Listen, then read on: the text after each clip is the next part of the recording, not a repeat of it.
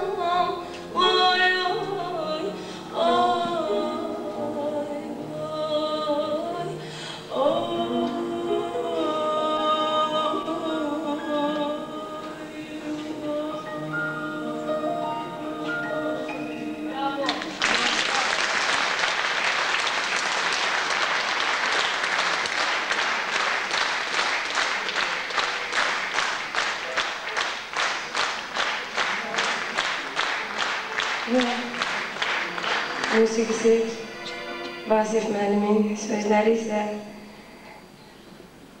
Əhməd Cavada məxsus olan Ana mahnısı ifa olunur.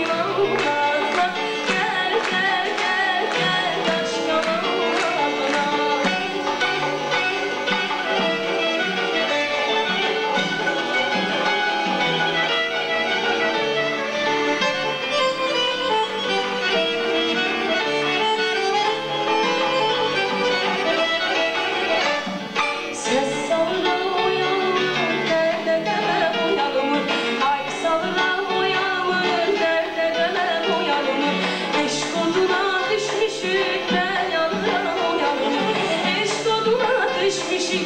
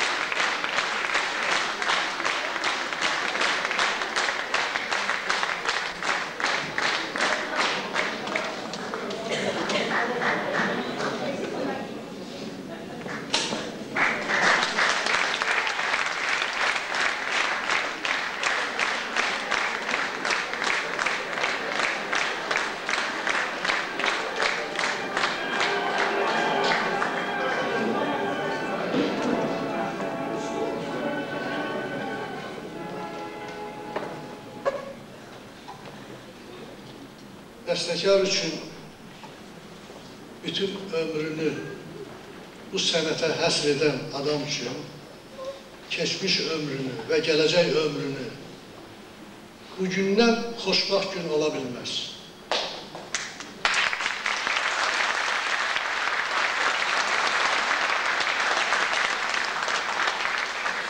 Çünki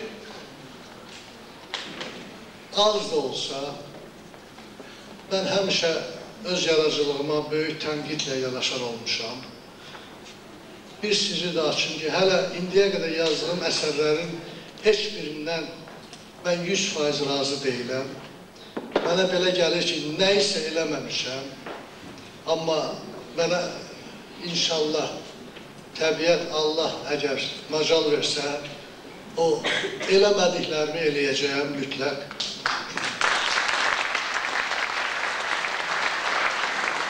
Və balaca da olsa, az da olsa, əgər mənim bugünkü musiqim sizə mənəvi zövq verirsə, deməli mən xoşbaxtım.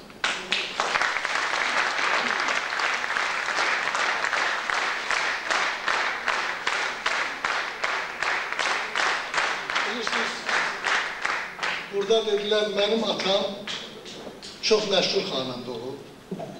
Xüsusən Abşeronda. O, Abşeronda məşhurlaşır. Çünki Qarabağda oxuyanlarımızın hamısına yüksək səsi olub, zildən oxuyublar. Amma Abşeron kəndlərində pəsxanlığı çox seviblər və xırdalıqları, muğamı, qəzəlxanlığı çox seviblər. Ona görə atam çox məşhur olub və atamın bir tələbəsi olub, çox səylə oxuyurmuş və hər dəfə deyirmiş, Zülfü müəllim, necə oxudun? Atam demiş, bala yaxşıdır. Zülfü müəllim, axırı boğaza gətirir onu, bir gün Zülfü müəllim, necə oxudun? Deyir, oğul, yaxşı oxuyursan, amma ölənə qədər sağlığa həsrət qalacaqsın. Yəni, sənətkara sağ ol demək, ondan qiymətli şey yoxdur.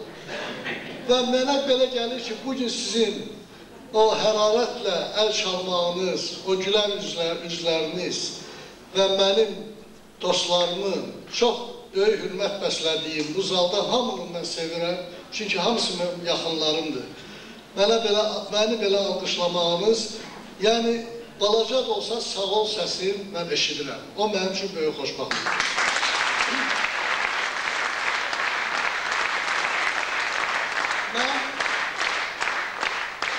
Bu gecənin təşkilatçısı birinci növbədə Hamlet müəllimə, Xəzər Universitetinə öz minnətdarlığımı bildirirəm. Bilirsiniz, bu neçə ay bundan qabaq olmalıydı, olmadı. Amma çox şükür ki, bugün bu gecəni biz keçirdə bildik. Mən Yeganə xanıma minnətdaram ki, Yeganə çox əziyyət çəkdi bu gecəni keçirməkdə. Və Xəzər Universitetinin bütün müəllim, professor heyətinə mənim bu gecəmdə iştirak etdiklərinə görə, mən yaxın dostlarıma, bax, burada mənim çox yaxın dostlarım var, hamısına minnətdarlığımı bildirirəm. Mənim sevimli, əziz ifaçılarıma öz minnətdarlığımı bildirirəm. Çünki bəstəkarın canı bilirsiniz ki, ifaçıdır.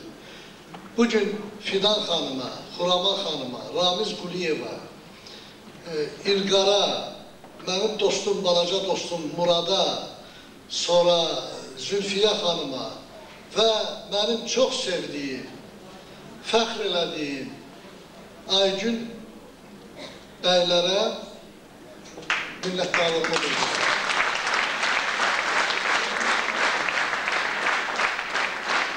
Bir neçə gün bundan qabaq Aygün Respublika Sarayında solo konsert verdi, 4 saat yarım oxudu və mən sözün düzü belə düşündüm ki, bugün Aygün çətin oxuyar. Çünki o ağırlıq yükü ki, o gün götürmüşdü.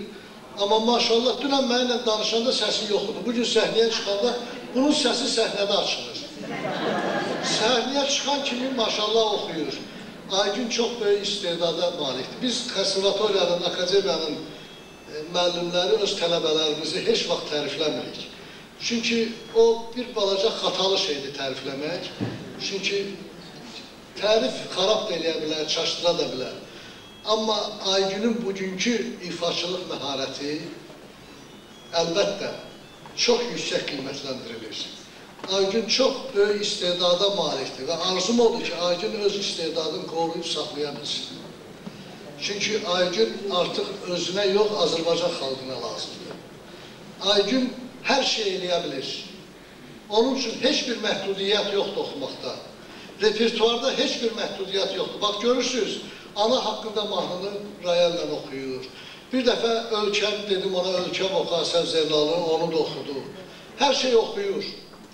Və yeganə xahişim, artıq o bizim akademiyanın diplomunu alıb, çıxıb əlimizdən, indi daha özü müstəqildir. Yeganə xahişim odur ki, özün qorusun xalqımızın naminə, musiqimizin naminə, mədəniyyətimizin naminə. Mən bir daha sizin hamınıza, burada mənim çox böyük hürmət bəslədiyim Budaq müəllim gəlib.